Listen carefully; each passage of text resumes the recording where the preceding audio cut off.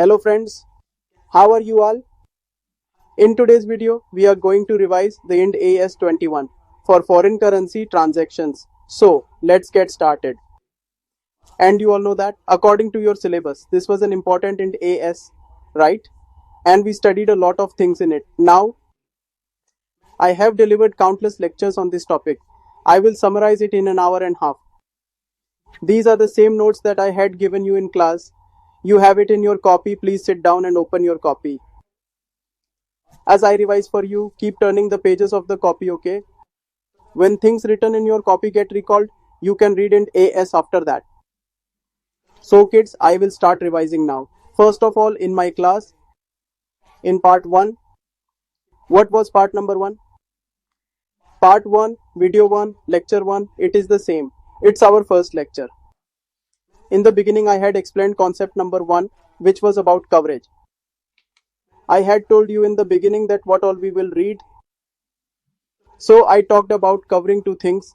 First of all, we will learn about foreign currency transactions accounting. And other one, we will read about translation of foreign operations. Foreign currency accounting and foreign operation translation. Then I told you what are these two things. If any entity comes within the scope of the IND AS and it is in India, but they do business with foreign companies that are based in those foreign countries, import of goods, export of goods, any foreign currency loan. So all of this comes under unit 1. These are the part of transactions that how will you do the accounting of imports, exports and loans.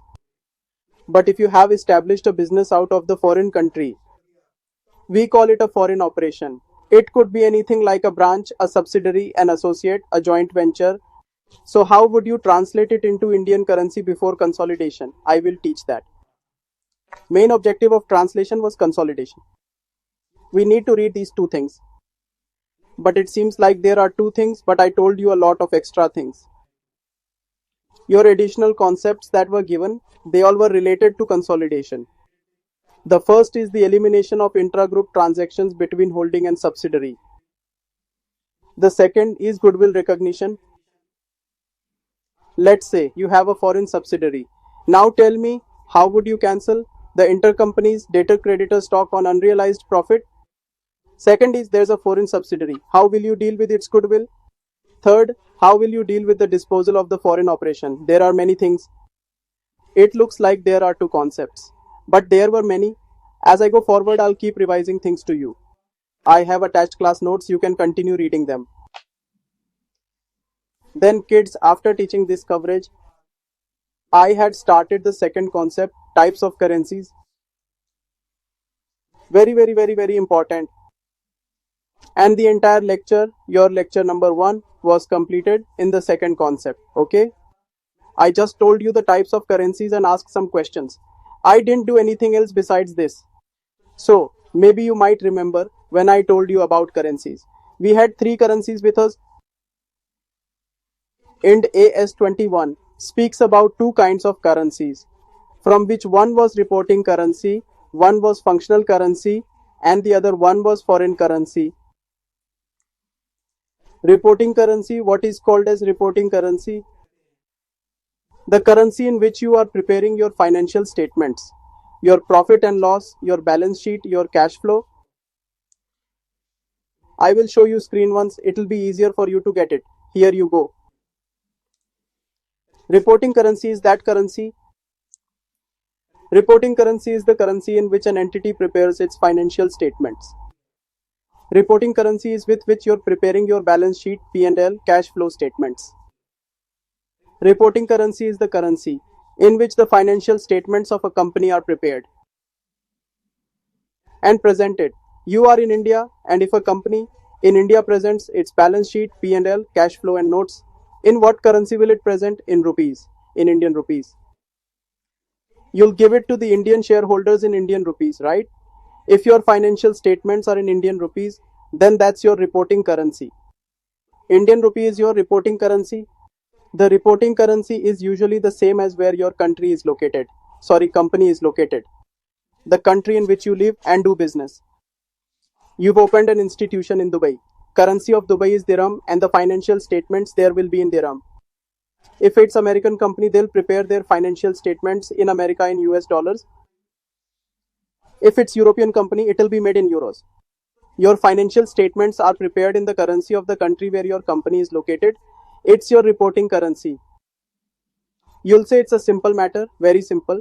Then we'll go to functional currency. See, first in the reporting currency is the currency in which financial statements are prepared, all of these things.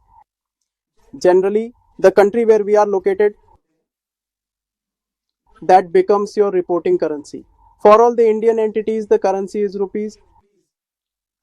Everything was written in simple language. Okay, tell me, where will IND AS 21 apply?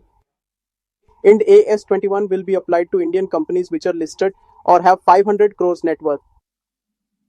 Net worth over 250 crores, sorry, if it's listed, or has over 250 crores net worth. Okay.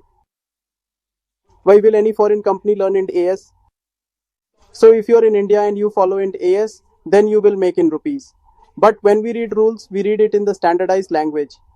After discussing reporting currency, we went to the next dangerous concept. I spent a lot of time on this. This was our very important concept, the meaning of functional currency. What is the meaning of functional currency in which you are operating your business? The currency in which the company operates its business is known as the functional currency. The primary economic environment in which you are operating in the company is your functional currency. Now here in our case, there was a misunderstanding and fight, sir, is in India. So in India, if you are doing business, you will do it in Indian currency. If you do business in Indian currency, then that's your functional currency. Reporting currency should be the functional currency. How can both be different? Why are you saying it separately? I had said that our IND AS are IFRS based. They have come from other countries where culture of such countries is very different compared to India. India's culture is completely different, but you'll have to learn the rules. I agree with you 200%. Then your reporting currency should be functional currency. You are doing business in India, you will use rupees, not dollars. Big companies that are operating in India are using rupees, that's their functional currency. But IND AS says no, so let's discuss about it. Reporting currency and functional currency can be different, and I had told you the whole story about my trip to Switzerland. I stopped at the bank and they kept asking me about Swiss francs or euros. I used to give them the card. They used to ask me, would you like to pay in Swiss francs or like to pay in euros? Why? Because Switzerland is also part of Europe, so euros. They also have their local currency, the Swiss franc. The culture there is that they do business in two currencies. I went to Dubai. They asked me in dirham or USD. In India, when you go somewhere, you aren't asked what currency you will pay with, as rupees is the only currency used here.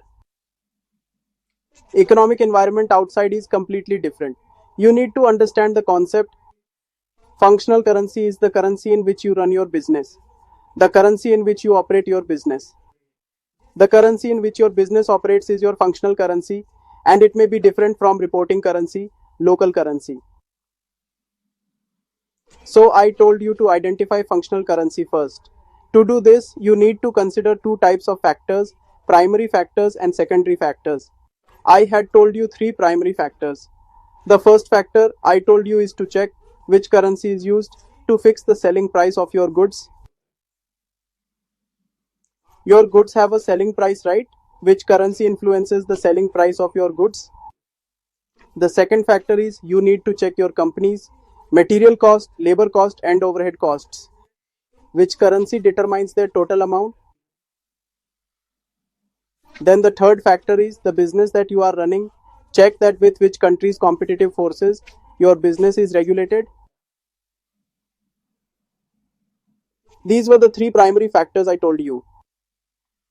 Which currency influences the selling price and expenses of your business? What is your competitive force? Which currency is influencing it? And then in the secondary factor, I told you with which currency you are raising your finance in, loan or capital. And the fifth one, I told you when you sell goods and receive money, in which currency do you retain it? I explained these five factors to you. The currency to which these five factors drive, that currency will be your functional currency. I had also given you an example that there is an American holding company which opened a 100% subsidiary in India to do business. The goods come from there from America. They decide the prices, sell the goods in the Indian market, and the subsidiary collects them. It remits that collection. So then this is just a collection center that you have opened in India. I told you the whole story. Then I asked you a few questions. After telling you about the factor, I gave you two special points. First is when you do practical questions, you have to keep your eyes open, be cautious. First of all, if you are asked what is functional currency, you don't have to think at all. First, you have to find in the question whether there is a point about competitive forces. If you find the competitive forces in your question and goods of your company are coming from America, selling price is also decided there. It's decided based on the markets there. They come to the Indian market to sell. We don't have any competition here. We have a unique product. If the question has the point about competitive forces, then you need to immediately tell the functional currency. The country with whose competitive forces we are regulating price will be our functional currency. But if the practical question is missing the competitive forces aspect, then there are four factors left. What's the majority out of four? Three. Currency that will be favored by three factors will be the functional currency. Your answer will be based on the competitive forces point which is found. Rest all are useless. But if that point is missing, then from the four remaining factors, we will apply the majority rule and accordingly will find the functional currency. This is a theoretical thing. They had all the questions in the book, in the study material, as I only teach study material. Still kids were saying that study mat isn't exam oriented. All questions are from the study material. I don't ask anything out of that. If you check the study mat, you have 3 or 4 examples given in it that tell you to identify which currency it is. All the examples are from foreign countries and none from Indian currency. When we copy the IFRS, we are applying their ideas here and checking how it works. If you practically talk about it, then we'll use only rupees. But you should know the concept. I'm doing based on that. The concept is less practical here. You should get it according to the theory and concept. So reporting currency is used to prepare your balance sheet, P&L, cash flow statement. Then functional currency is with which you do your business. Third one is foreign currency. If a currency is different from functional currency, then it's your foreign currency. If any currency is different from the functional currency, then it is your foreign currency. So what does this mean? It means if I talk to you practically, I see three currencies. One is reporting, one is your functional currency, and one is foreign currency. First, I will translate the foreign currency to functional currency. Then, I will translate the functional currency to reporting currency. If a company uses all of the three currencies together, then it translates twice. First, they'll bring foreign currency into their functional currency. Then they'll take functional currency into reporting. But if you talk practically, this is rupees and this one is also rupees. This is your USD, so you have to do a single translation. We have to convert American dollar into rupees. I explained all of this to you in class. I'll check it out. It was our functional currency. Functional currency is the currency that you work in its primary economic environment. Normally, the functional currency is the same as where your business is located, the country. Sometimes what happens is an exception occurs. In an exception, the functional currency becomes different from your reporting currency. There are two factors for that: primary factor, secondary factor. Primary 3, secondary 2. Look, now turn the pages of your copy quickly. The first is from where your selling price and your expenses will be influenced. Your competitive forces, from where will it be decided? Two secondary factors were mentioned. How do you raise finances? In which currency you receive your loans? And how do you retain your money? I made you write notes on how to apply these factors. The first point is that when you do practical questions, we will try to get a point about competitive forces. If we get this, then we can ignore all the other factors. Country with whose competitive forces you get a point, that will be your functional currency. Let's say competitive forces point was not found, then you will go by the majority. Currency favored by 3 out of 4 factors will be the answer. Then, I made you do these 4 questions. We did this 4 in class. This was important, very very important. All this has been discussed in class. I made you write the meaning of foreign currency. Here it is. What kind of currency is this that's different from your functional currency? Reporting currencies are your functional currencies. It is your foreign currency. The entire lecture is based on the explanation of currency. And I told you that you will have to memorize these 4 questions. They can appear anytime in the paper. So don't leave the concept of functional currency. Lecture 2 is here. The first lecture is over. Then I came to lecture number 2. I started your definitions from here.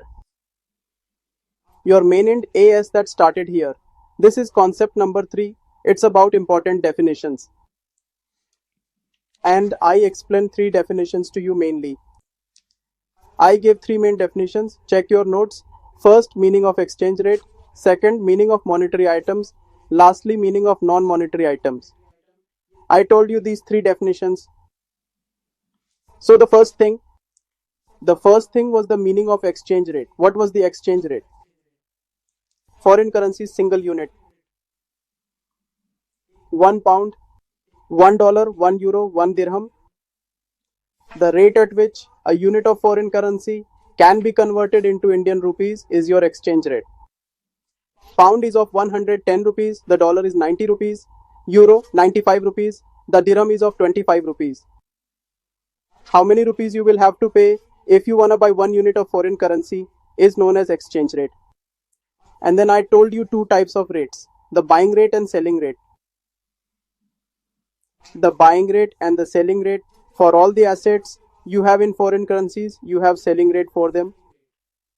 Whatever liabilities you have in foreign currency, buying rate is applied on it. I have imported and bought the goods from outside. I have to send the payment outside. Payment has to be sent. They're demanding it in their currency. If I imported from China, China's currency is RMB. So the supplier says, send me RMB. I went to the bank. I told them I need RMB. So I should buy RMB at the buying rate. I exported outside the country. I exported. Then they sent me a check in USD.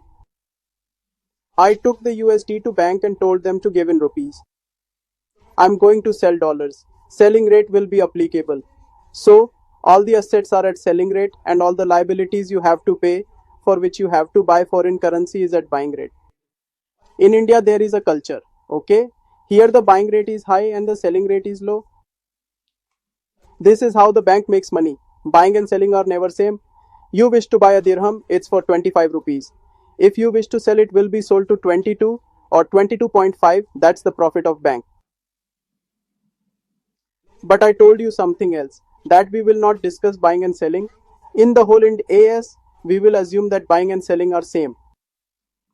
Same rate applies to assets and liabilities.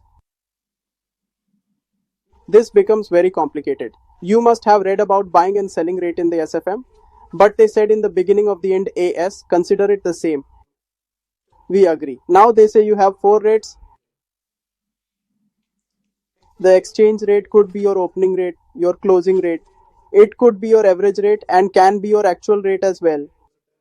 While doing accounting, there's no hassle of buying or selling. The hassle is with opening, closing, average and actual. If I speak practically, then if the buying rate applies to the liabilities, it is of 4 types: opening, closing, average, actual. If I apply selling rate on assets, there are 4 types: opening, closing, average, actual, totally 8 rates. But to understand this, we made buying and selling equal with 4 rates each. We will use all 4 in every place. No question mentioned different rates for assets and liabilities. So we didn't discuss about buying and selling. We discussed about opening rate, closing rate, average and actual rates and their use. I told you the opening exchange rate. The rate of the 1st of April, the rate for the first day of the year is your opening rate. The rate of 31st March, the last date of the year, is your closing rate. Daily rate, you need to do the transaction on 14th of August. So, the rate on 14th of August is your actual rate. I need to make a transaction on September 20. Rate on September 20 is my actual rate. And the transaction on October 15, rate on that date is my actual rate. There are 365 days in a year, so there will be 365 actual rates as RBI announces rates daily. So go on website of RBI, you will get daily rate of every currency. What is the name of the daily rate, actual rate, transaction rate, or the spot rate? The day when you go to do transaction in foreign currency, check rate of that day. You can give any name: daily rate, actual rate, transaction rate, spot rate. Rate for first day of year, opening; for last day, closing. Daily rate is actual support transaction, and one there is average rate. Average. Now here your point depends on that. For what period do you need average? You need the average for 1 year annual average. So multiply total rate 365. Divided by 365, you will get average. If you need quarterly average, so add the total rate in a quarter and divide it by the number of days. It's 90 days on an average. Add up all the rates for a month and divide the sum by 30, so you will get the monthly average. Have you understood the meaning of average? Take the average of that period for which you want to use. And if we don't use our mind in buying and selling, then exchange rate is of 4 types. 1st April, 31st March, daily rate, and our average rate. Then we discussed why we are studying this, because its application is everywhere. This opening rate, I think it has no use anywhere. This one, which is your average rate, I don't see its use anywhere. For me, there are two main rates. One is your closing rate and the other is your daily rate. Your opening rate and your average rate can be helpful in the translation of foreign operations. But if you think foreign currency transactions will be of use, no, it won't be. If you have to do the accounting of foreign currency transactions, so you will need the two rates, the closing rate and the daily or the actual rate. Opening and average will be helpful, but it's very limited. We can see in foreign operations. I have already explained you. Exchange rate is 1 unit of foreign currency. 1 unit of foreign currency can be converted into an Indian currency, which is exchange rate. One is buying and other selling. I've done the revision. Go through your copy and turn pages quickly. Look at this. The bank rate is where you can buy the currency because you need to send it abroad and also because you need to make a payment. Buying rate is at which an entity can buy foreign currency for repayment of its liabilities. Selling rate, at which you can sell currency brought from outside. This is applied on assets. But we have stopped the discussion here. Then we divided it into 4 parts: opening, closing, actual and average. I have explained the whole thing to you. This is one definition that we read. Then we read another definition. Meaning of monetary items. Monetary items versus non-monetary items. Concept number 1, coverage. Now coverage has two things: translation and transcription. Then I went to concept number 2. How many types of currencies are there? Reporting, functional and foreign. And then definitions of exchange rate. This is third concept. I am referring to monetary items, not non-monetary items. What is monetary item? I said a very simple thing. If any asset or liability. Do you remember if there is any asset or if there is any liability? Fixed in foreign currency. If any receivable or if any payable is fixed in the foreign currency, then it will be a monetary item, okay? And if the arrival of an asset or the departure of a liability is not fixed in foreign currency, then it is your non-monetary item. Fixed payable. Fixed receivable is your monetary, non-fixed is your non-monetary. The student says, sir, I don't understand. So I explained you with an example. For example, foreign currency debtors. You sold goods outside country for 10,000 USD, you will get the same. If you have imported 10,000 USD, so you have to pay. You took a loan for 5 lakhs dollars, so you have to repay it. You issued preference share capital for 5 lakhs dollars, you have to redeem. You have issued debentures in foreign currency, you will have to redeem. Debtor, creditor, loan and debentures. Do you understand? Preference share capital, outstanding expenses, BRBP, you know how much money comes in and goes out. Tell me what is debtor and creditor, you have contract with other person. That's why name of party is coming. From whom you have taken loan, so where two people agree to give and take money, where there is contract, that is monetary item. Okay. So debtors, creditors, loan, BR, BP, outstanding expense, preference share capital, debenture. All these are monetary items. Tell me what comes under the non-monetary items whose currency is not fixed, for example inventory, and also you have stock. So it won't be fixed until you sell it. You have fixed PPE, intangible assets. You are currently using it. We will see when we sell it. You have investments. You have shares of some American company. You have purchased in the USD. Nowadays, people also invest money in foreign exchange. You have inventory, PP, intangibles, investments. These are non-monetary. Why? Until you sell it, you won't know the price. The day I sell my investment, price will be locked. Price of investments fluctuates daily. I am using assets and will know upon selling. I don't know for how much my factory will be sold.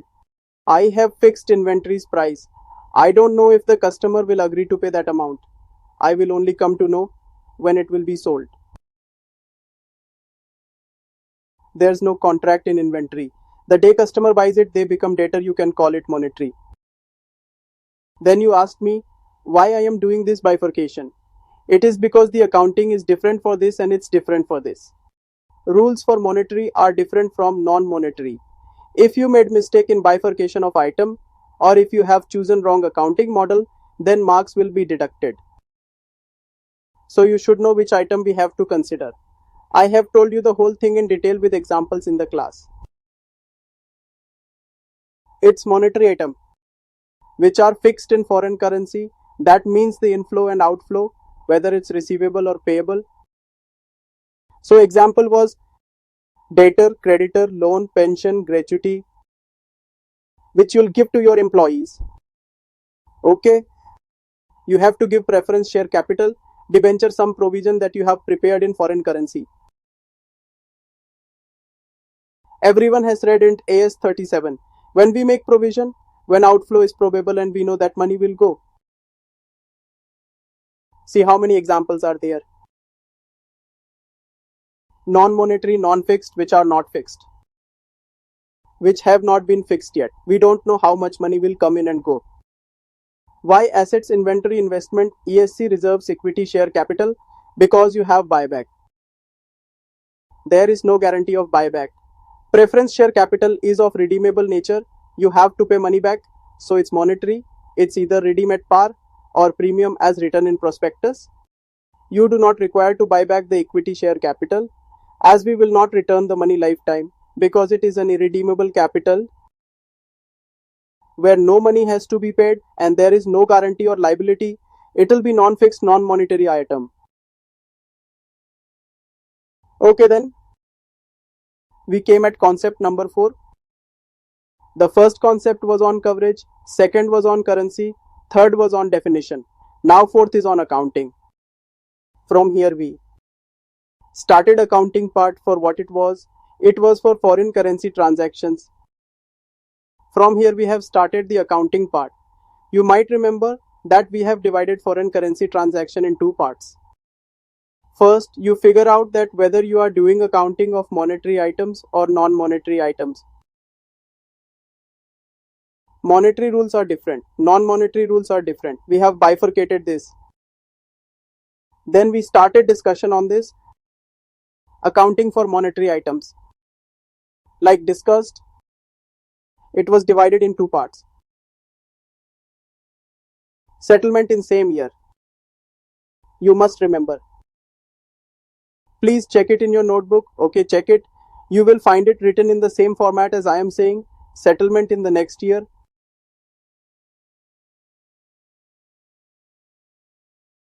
Now we have started the accounting for monetary items.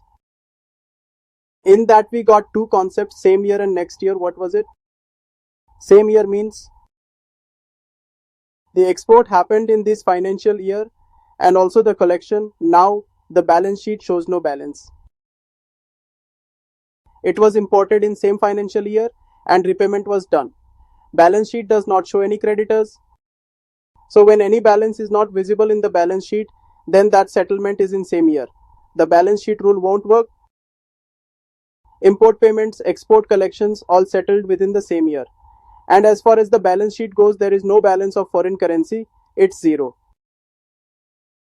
So there is no involvement of balance sheet. But when we talk about the settlement in next year, so it has been imported this year, but we will pay it next year. Let's say in the month of March, I imported goods last month and I will make the payment in June. If it's imported in March, then you'll see creditor on 31st March as payment will be next year. If it was exported in March and in February, then collection will be in next year. So you will see debtors in the balance sheet. So this becomes settlement in next year. I have told you two concepts. So when we did concept of same year, so let's say same year's USD is 10,000.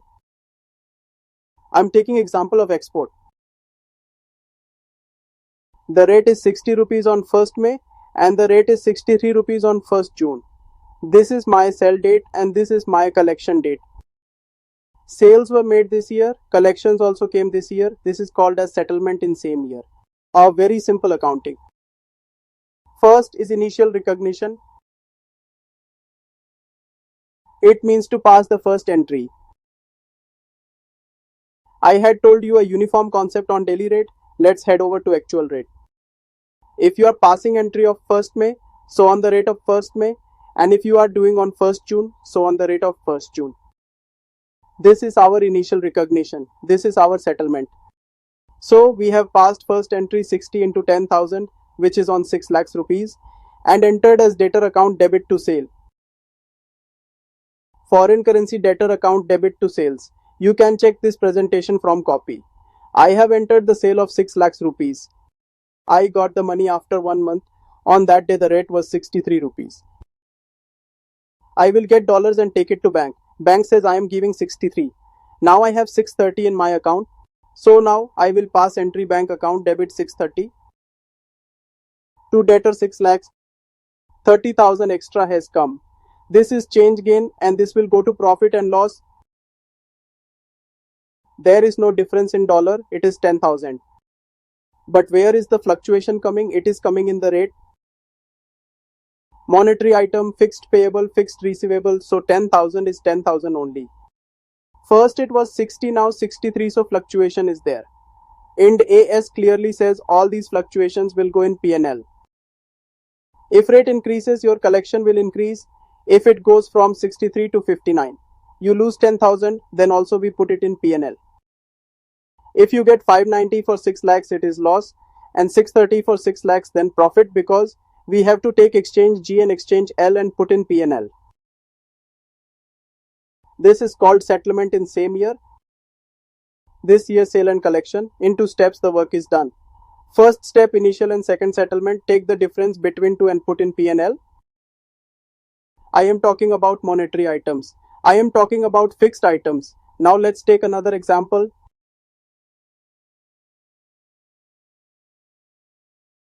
On 1st of February, the rate is 60 rupees. It's my sales. On 1st of June, the rate is 63. These are my collection, and on 31st March, X1 is my balance sheet, and the rate is 62 rupees. Sale happened in February, collection in June, but balance sheet date came in between. When balance sheet date arrives, you have to give a presentation, but how? You have passed an entry on 1st Feb, foreign currency debtors account debit to sale. Initial recognition at actual rate with 60 rupees on $10,000. So pass entry on 6 lakhs. We passed entry. Now the collection comes in June, but 31st March is in between. So this 31st March is your balance sheet date. The debtors will be visible on balance sheet. 10,000 USD. It's of 1 lakh rupees. Here in AS21 comes in between. What does it say? It's a monetary item. Do you know that $10,000 will come? This is a monetary item. This is mandatory to show monetary item in the balance sheet date at the closing rate for true and fair presentation. All the monetary items like suppose debtors, creditors, loans, anything that you have are monetary. You have to report balance sheet date on the closing rate. I have checked the closing rate for 31st March is 62. The valuation of my debtors is increasing as it was at 16, now it's 62, a gain of 20,000. So I need to pass an entry that debtors account debit 20,000 Y, 10,000 into 2. How did you get to 62 minus 60? So 2 exchange game will go in P&L 20,000 rupees. In my balance sheet, debtors are not of 6 but of 620 lakhs. Again they said, sir, you have completely ignored prudence. Prudence says don't record expected gain in the books, but you are asking us to do it. I am not making you do that. It's in AS. The true and fair presentation of yours is considered above the prudence. When you know $10,000 will come and its rate is 62, so it should show that. If currency is not fixed, we won't show. If currency is fixed, rate is 62, then show profit 20,000. Leave prudence aside, focus on the presentation. The first step is initial recognition on the actual rate. The second step is balance sheet at closing rate. Now debtors are of 620. Now I came on 1st of June, collection is there. What is the rate at time of collection? 63. So you shouldn't compare 63 with 60.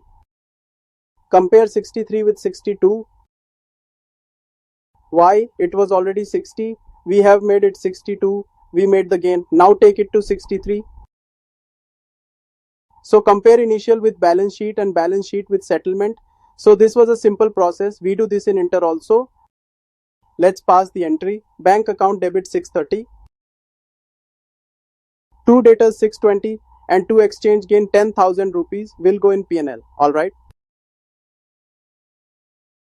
And behind this, they have provided another logic that we do not do accounting on cash basis but on accrual basis. So last year's exchange gain and loss remained in last year. For this year, it's showing in this year. It's working on accrual and not on cash basis.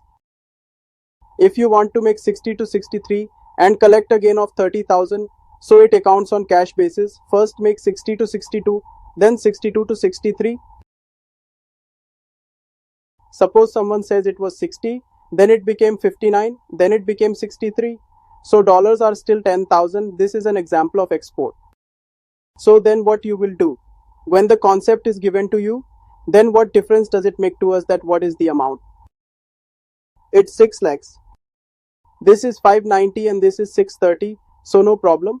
There is a loss of 10,000 rupees. We will put it in P&L on 31st March. Balance sheet date. This is the sale date and let's say this is the collection date. We don't care if it is profit or loss, calculate the difference and put in P&L. But when we went to do the collection, we had gain of 40,000. Last year there was loss of 10,000. This year you have gain of 40. So overall it is 30,000. If loss of 10,000 is booked and gain of 40,000, overall it is 30,000. So 6 into 6 makes 30. But on the accrual basis, the last year's story ended in last year and this year's story in this year. Overall you will see the same impact, but it will be on step basis. So I have explained you accounting of monetary items in 3 steps. Look, I will show this to you. We had started this concept of foreign currency transactions, which covered 2 units, monetary items and non-monetary items. We started monetary items same year and next year.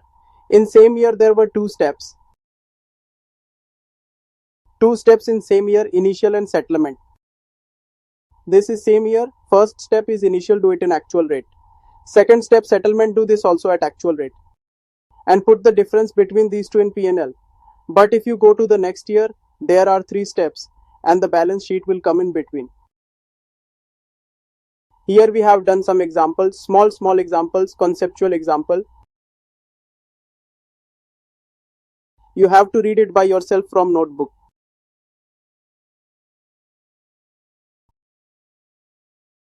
Look, this is situation 2. It's your next year's concept. The first step is actual rate, the second step is balance sheet date, and here is the closing rate. And the difference between the both is P and L. I will repeat, difference is P and L, okay? Third step is settlement, the actual rate. Then calculate the difference between step 2 and step 3. P and L. You have the example. See the example that you are given. We took loans example. Then second lecture got over and third lecture began. Third lecture starts with the exports example. Then we did question 11 from study maths test your knowledge. Then question 12 from the same was done. As per some opinions, my classes are not exam oriented because I do not cover study math. It's not clear where I teach from. It is often said that my content is 400 hours long. I take them at a slow pace. If other person is not teaching you but giving shortcuts, what's my fault in that? Now a kid doesn't want to study but wants to become a chartered accountant, a reputed professional. What can I do about it? Tell me. Serious aspirants will respect me, but what can I do about others who are not? No sir, I don't have time. How will you become CA then? If you want to earn money or respect in life, or if you want to reach somewhere, then this is the right time. Don't waste your energy. This is the time to study. Are you getting it? Big dreams have a price to pay for. You have to sacrifice a lot. It's not that easy. You will have to make sacrifices. It's not a world of films. Even the film actors shoot around the clock. They travel continuously before they can see their families and look at the cricketers. Sachin Tendulkar didn't see his family for the 25 years he played cricket. Sometimes their match happens during Diwali or Holi. Their practice runs all the time. They don't know what is happening in their family. You have to leave everything to become Bharat Ratna. Remember that if you want to gain something, you have to lose something in return. If you think that you will become a CA without any hard work, you won't be able to do anything. If you want to do something, pick up the books today itself or after becoming CA, because you will have to do it sooner or later. Books are our best companions, and if you develop the habit of reading now, you will not regret it later in future. So, the habits you get used to continue in future. Becoming CA is not important, you just have to give exams and you will become one. What after this? How far you want to go in life matters. You must be thinking that I am always seeing things like these in class. It's my experience. I've lived through it. If I were a new YouTube teacher, maybe you wouldn't listen to me. I have gained numerous lessons from life. I'm about to retire and leave after another 2 or 4 years. Mark my words and learn this lesson. If you want something in life, you have to lose something. You can't get everything. Let go of small pleasures and you will get great pleasures. What are small pleasures? Partying with friends, sleeping, being active on social media. What are the great pleasures? It's to have a good bank balance throughout life, or to be a well respected person in the society. To be respected in front of people, only your knowledge will get you there. Knowledge is very powerful. I got all I have because of my knowledge. The budding CS ask for my blessings, all due to knowledge. If you gather competence, the world will automatically start respecting you. When you say to me, no sir, I don't have time, then for me, all of these are just your excuses. I have taught this question. It's from study material. Don't take my words personally, it's for your benefit. I never spoke in classes, only here because I got this chance. 12th question is done and 16th was the homework. Then I came in non-monetary. It is a very great concept. Non-monetary accounting is an excellent concept to study. So, non-monetary items, okay? I had mentioned there are only two steps in it. First and second. There's no such thing as same year or next year in it. There is no same or next year's concept, as in no balance sheets concept. First step is initial and the second is settlement. No need of balance sheet. Did you understand? So, you have one property, plant, equipment. Leave it, I'm changing example.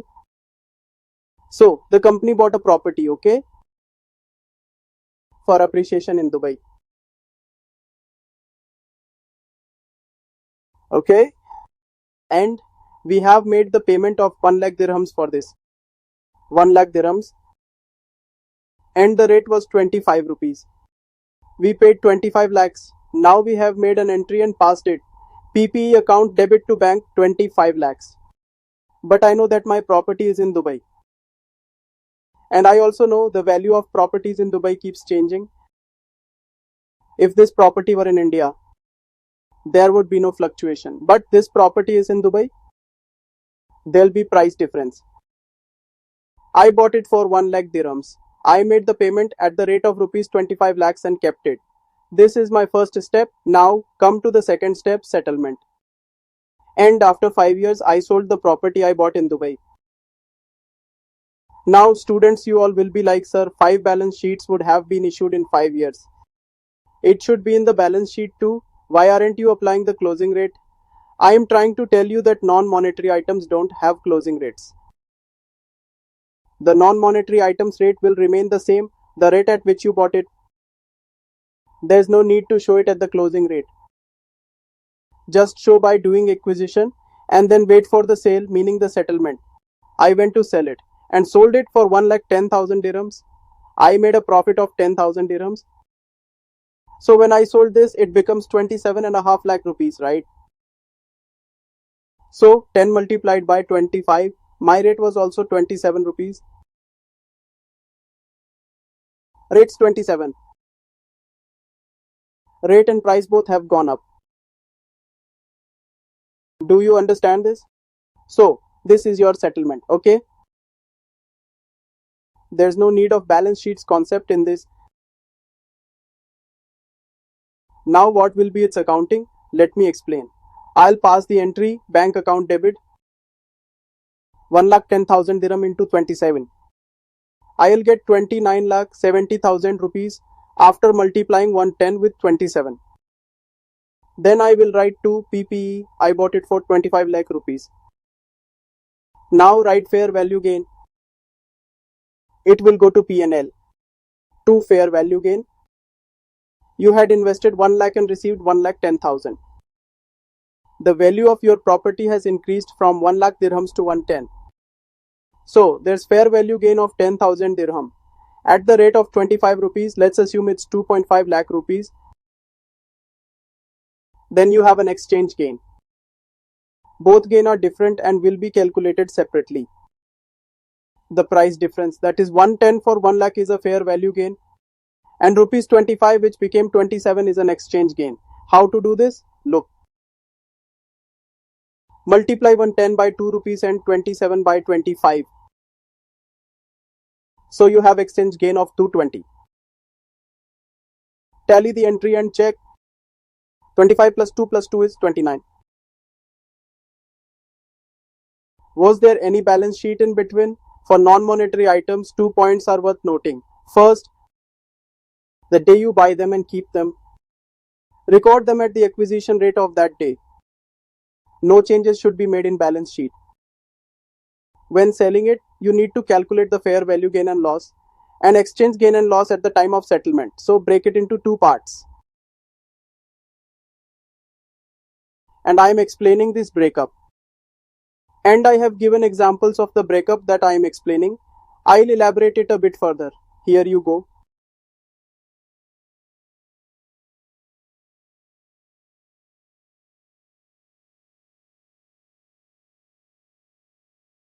Non-monetary items include inventory and the investments. and PPE, and it includes ECE and reserves as well. I had mentioned two steps for non-monetary items, the initial and the settlement. I asked to ignore balance sheet. We'll leave it at that. I'll tell something new. We are still talking about non-monetary. I discussed this concept extensively. Let's say I bought an investment, okay? Bought in shares. But of an American companies, I bought shares of an American company and I bought them in USD. All right, I bought shares of Apple and I made the payment in USD. I am living in India. I can buy American companies shares, right? So I have made a payment of 10,000 USD and the rate on that day was,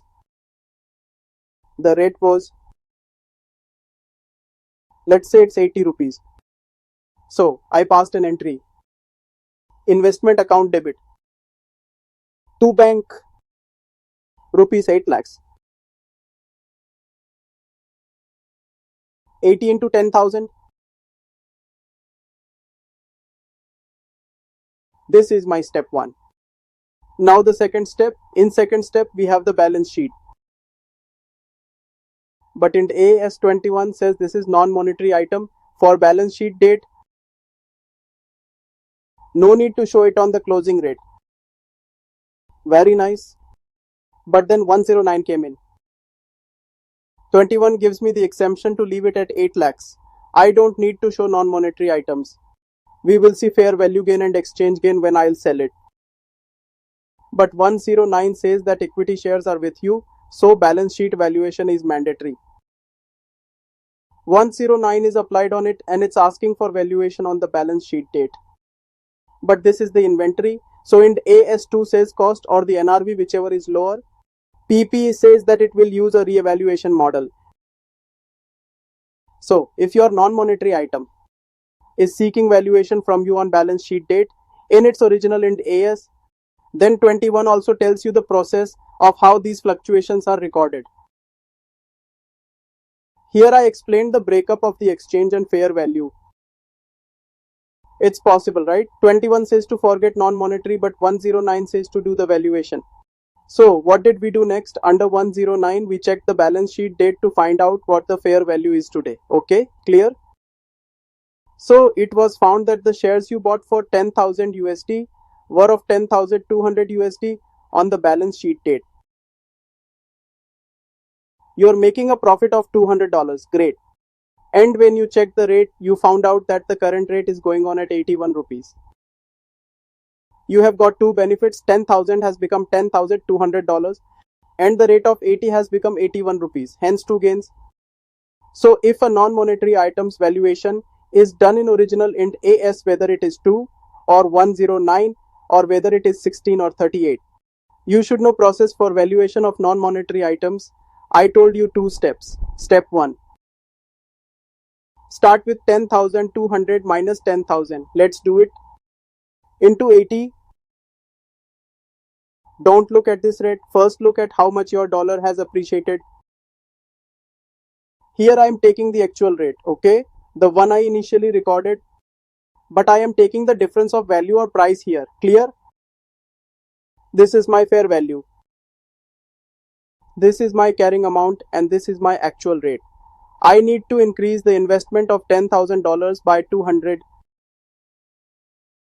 I had invested rupees 10,200, then 200 into 80, so rupees 16,000 would be fair value gain.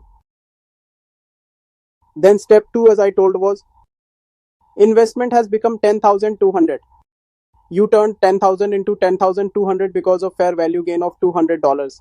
Now with this price minus 80 from 81, exchange gain will be 10,200.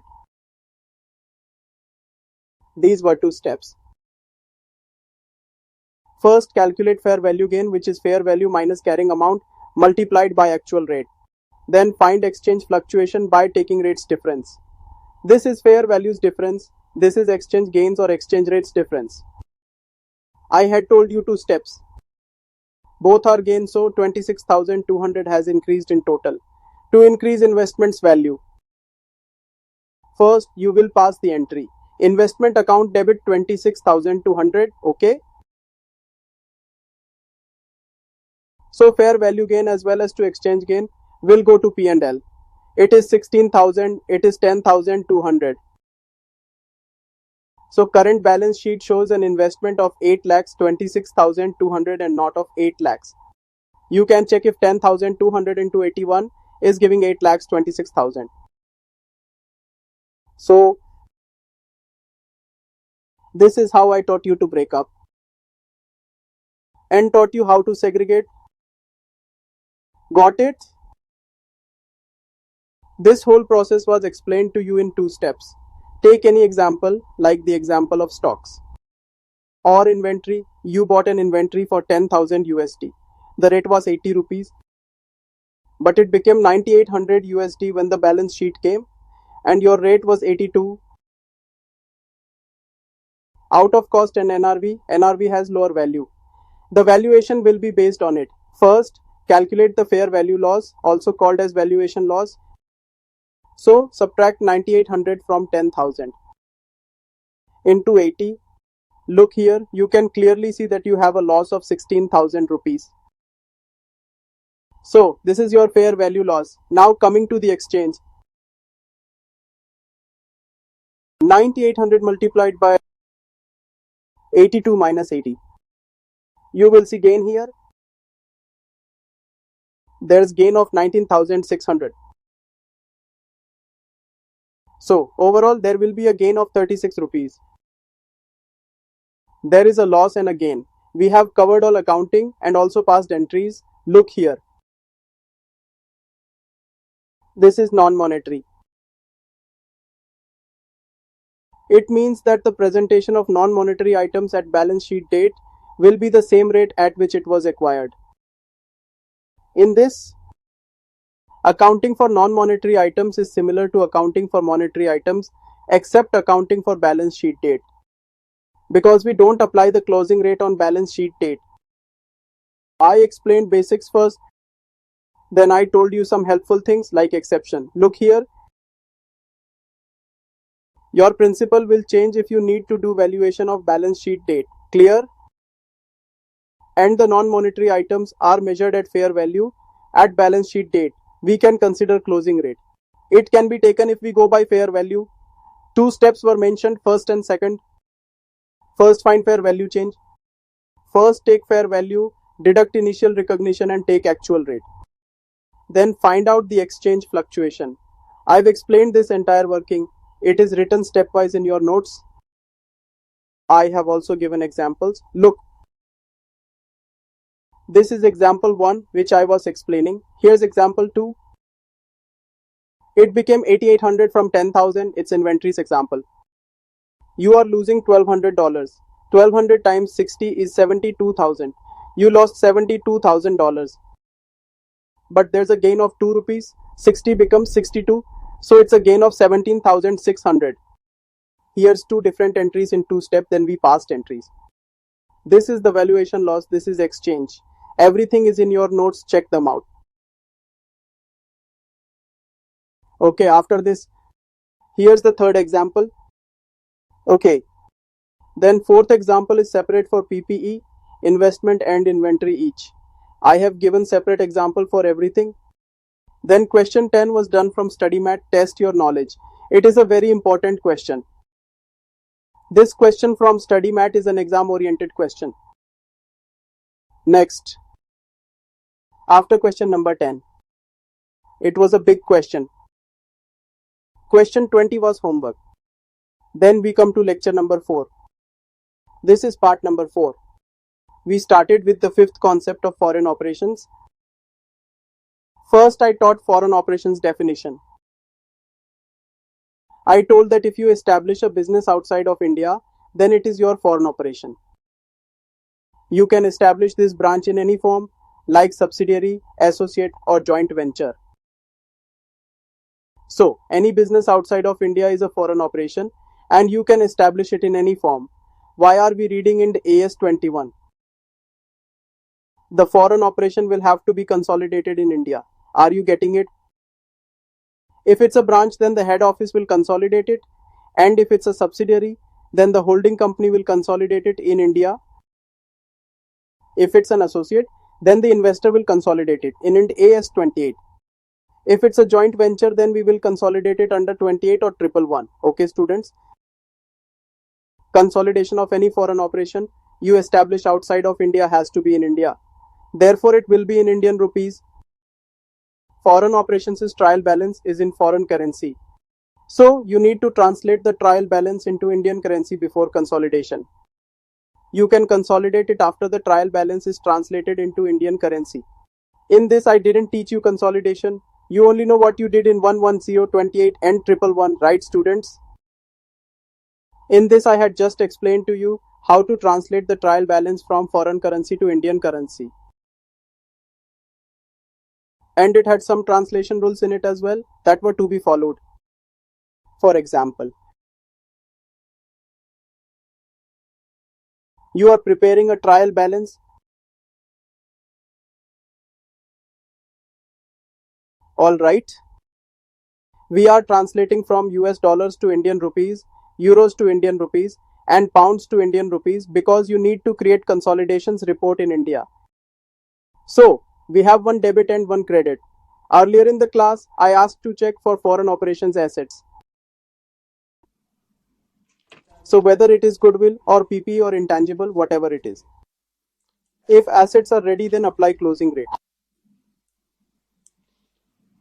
Whatever liabilities he has, apply closing rate. So, now you don't have to check the monetary and non-monetary aspects of the assets of foreign operations, no matter what. Don't check the monetary and non-monetary at the time of translation of foreign operations, just simple rate, closing rate. Okay, after that, whatever expenses it may have and also whatever income it may have, apply average rate on all.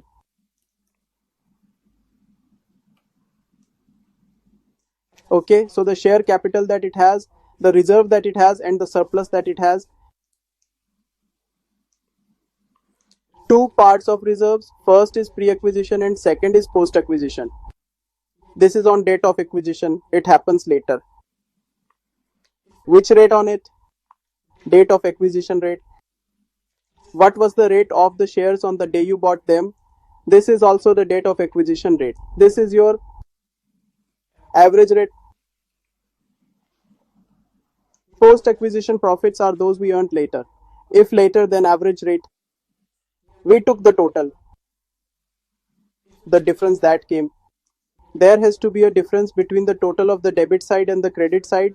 You are putting different rates, so we called it FCTR. Foreign currency translation reserve. And we showed the FCTR to the OCI. Foreign operations assets and liabilities at closing rate. Income and expenses at average rate. Capital and pre-acquisition profit at date of acquisition rate. Post-acquisition profit at the average rate. We calculated the difference to find FCTR and showed it in OCI. I told the entire working to you. See? Foreign operation is that operation which we are running outside India, which could be a subsidiary also. It can be an associate, a joint venture, or a branch. You need to consolidate it in India. So you will have to translate it for that. When we do translation, we have to read the rules. See here, each and every word is written. Closing on assets, closing on liabilities, average on income, average on expenses, actual on share capital, actual average. Find the difference to get FCTR and show in OCI. Then a student asked me that whether FCTR is classified as recyclable or non-recyclable. I had said that this is recyclable. It will remain unchanged for as long as foreign operations continue. And as soon as you sell the foreign operations, we put FCTR in P&L. It's all written as well. If entity disposes of the investment in foreign operation, FCTR is transferred to P&L. Then we did question number 19, very important. You were taught through translation. See, this is the translation done. See, We did the translation. Then we did reconciliation and the reason was told in Hindi. You should revise the question. This is question number 15. This might be of some RTP or MTP. First, we identified which items were monetary and which were non-monetary. Then we showed the translation. See such wonderful questions. Students with recordings of the old course have a separate question bank for RTP and MTP. Those who have new recordings, we provided you with all the MTP RTP till the point where you have purchased them. We have added those in it and the rest you will get on Telegram. We move to the next concept. Concept number 6 on loans. We are discussing long-term borrowings. I had told you something about this. If any entity has taken long-term loans in foreign currency while living in India, so we get two cases here. First, let's check that if this long-term borrowing is initiated prior to the applicability of Ind AS 21 or after it. Clear? If any entity has a foreign currency loan, then first check that when this foreign currency loan was taken. When we took the foreign currency loan, were we subject to Ind AS or AS at that point of time? So, if a loan is old, AS 11 was applicable to us and now we have transitioned to Ind AS. Did you get I had taken a loan during AS times? Now we are subject to Ind AS. I am subjecting this loan that this loan is from before the Ind AS application. You must be applying AS 11. In AS 11, it's paragraph 46A. Who is the one who tells you the treatment for this? So, this Ind AS 21 says that it is permissible to implement the guidance of 46A. You are fully entitled to proceed with the application of the AS 11 accounting. You are not required to follow Ind AS 21. If you have a loan from the period when AS were in effect and you have come to Ind AS, you can still continue the AS accounting. We ask why and it's told that go and refer 101. So what's in the 101? It's the first time adoption of Ind AS. Some exemptions are discussed there. So this is stated by 101. If a loan is not from the time of AS, the application of Ind AS has already been applied to it, and if you take a loan after that, then Ind AS 21 will take action and you will not get a chance to apply AS 11. So if a loan is after the application of Ind AS, then apply Ind AS 21. Now what does Ind AS 21 say? It tells monetary item. Add the closing rate to each balance sheet, send it to P&L and make the payment. Just as you did accounting earlier, continue in the same way. 46A isn't needed at all. If you took the inter classes from me, the inter notebook should be with you. I have noted 46A in that for your reference if you want. But it's not needed as it's not useful. You will never be asked questions on 46A. It's just for knowledge. I explained you all that, students. Okay, then we did question number 14. Lecture 5 has come. See, question 14 is from your study mat. We did practical questions.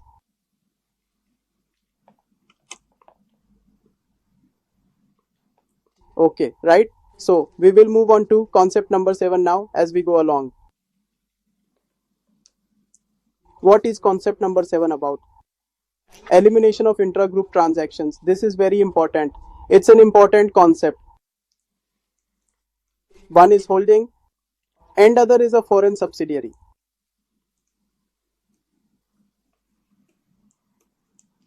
Okay, all understood. I will not discuss CFS with you right now.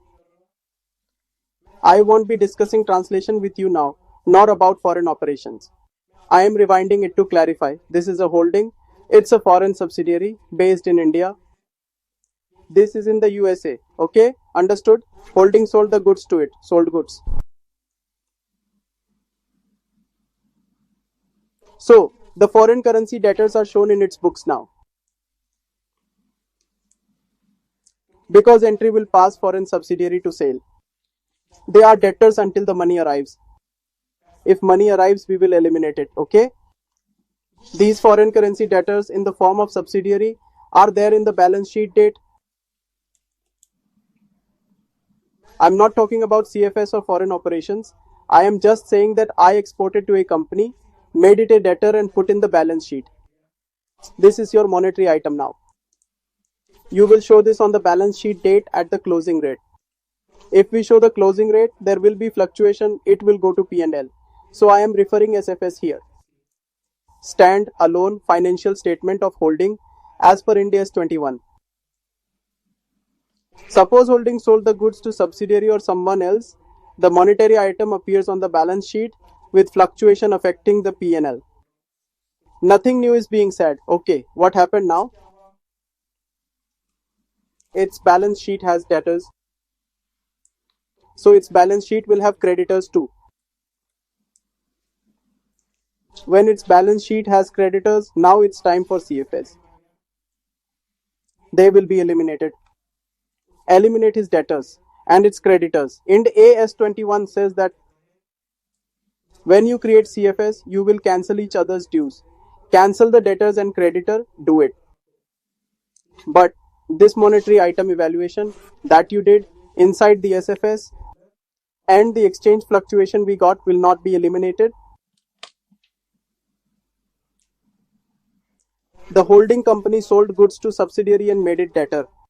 He is creating his SFS with Ind AS 21, reporting the monitoring items and extracting exchange fluctuation and putting it in his P&L and brought it to closing rate.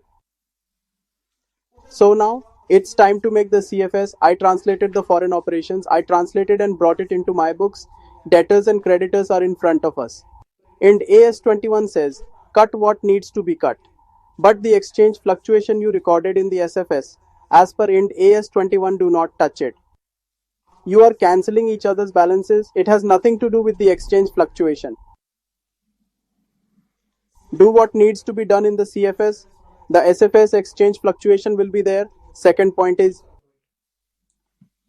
that holding sold the goods to subsidiaries, that too at a profit. Ind AS 110 says, if you make profit among yourselves, then you will cancel the unrealized profit, which is called stock reserve.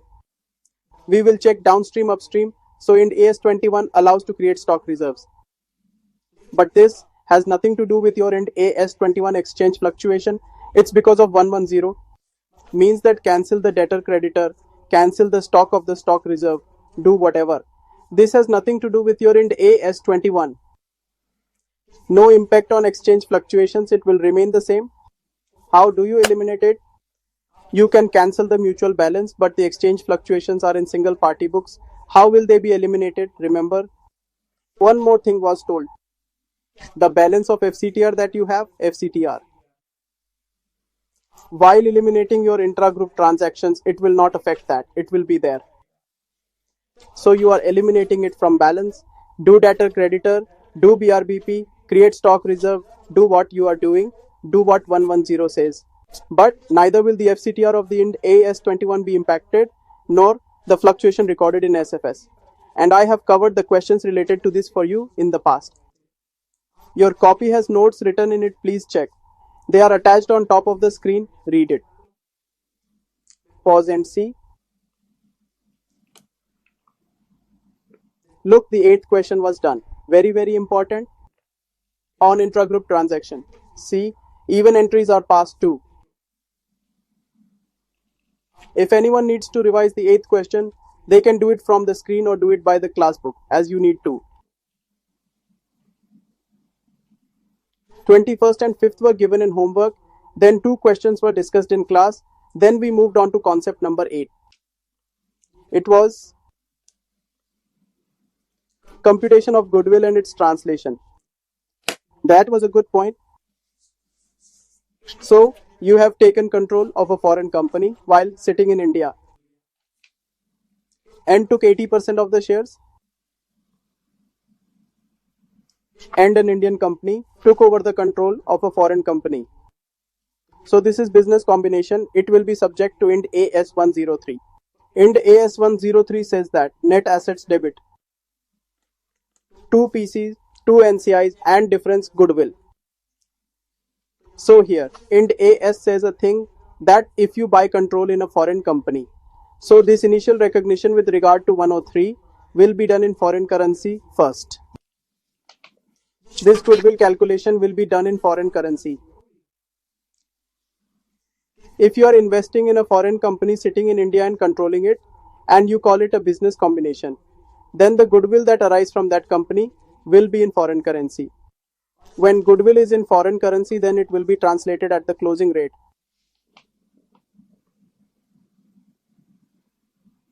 You understand? If you have invested in a foreign company, then 103 will be applicable in foreign currency. Goodwill will be in foreign currency. When we translate foreign operation into India, then closing rate will automatically be applied on goodwill because closing rate applies to all other assets and liabilities. I told this. The closing rate will apply to foreign operations assets including goodwill, which is part of these assets. Let me tell you one more thing. Goodwill was calculated in foreign currency using the closing rate. Remember the concept of bargain purchase? Net assets debit, 2 PCs, 2 NCIs, not goodwill, but this bargain purchase is coming and you send it to the capital reserve. Capital reserve will be in foreign currency since it's a foreign company. So this capital reserve that you have taken out in foreign currency is a kind of pre-acquisition profit. This rate would be based on the acquisition date.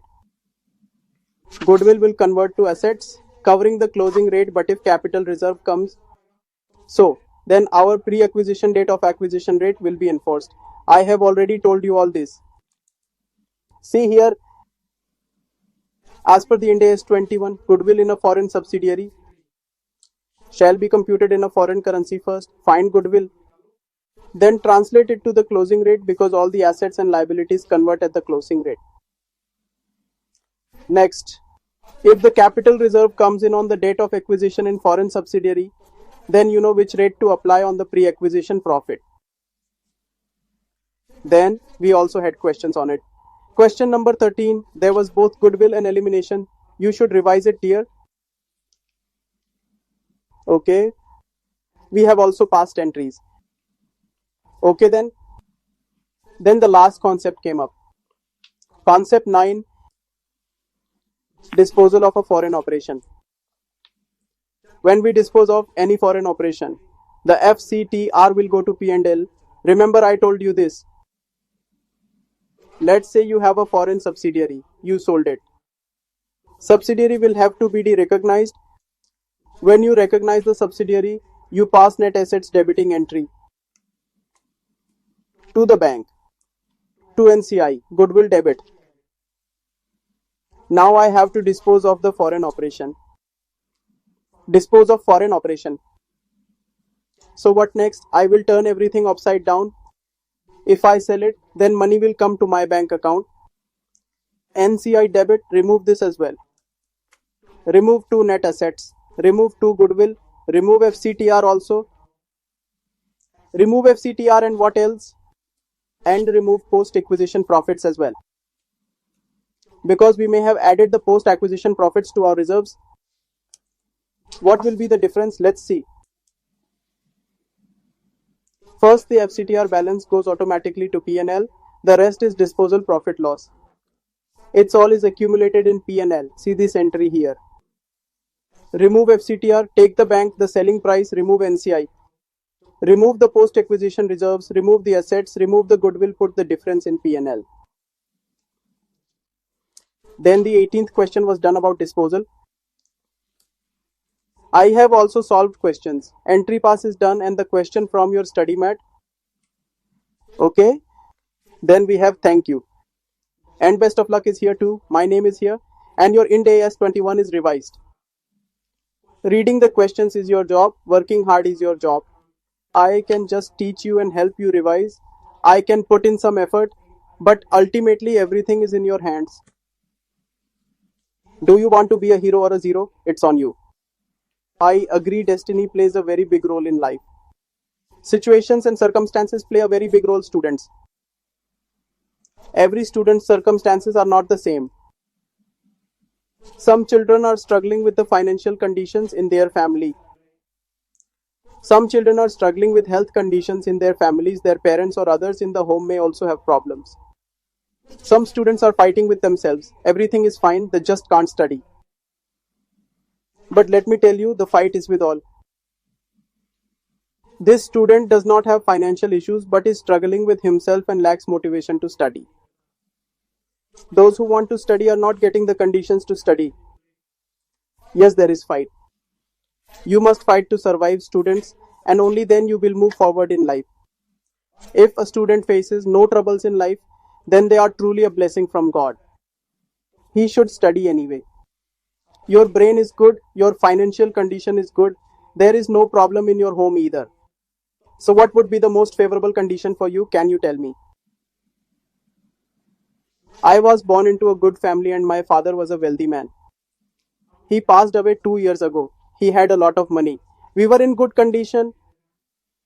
I arrived in Delhi staying in Lakshmi Nagar hostels. The food and rooms were poor and staying was not good. But the only thing that I had in my mind was to become a CA. I wanted to achieve something on my own without others attributing it to my father. I can't describe the condition of Lakshmi Nagar at that time. Food was the biggest drawback there. But we survived it and today we have become something. You will have to fight. Thank you so much. Take care. Bye bye. Love you all. In the next video, we will revise IND AS 8 of accounting policies. It should be revised within 25 minutes since it's small.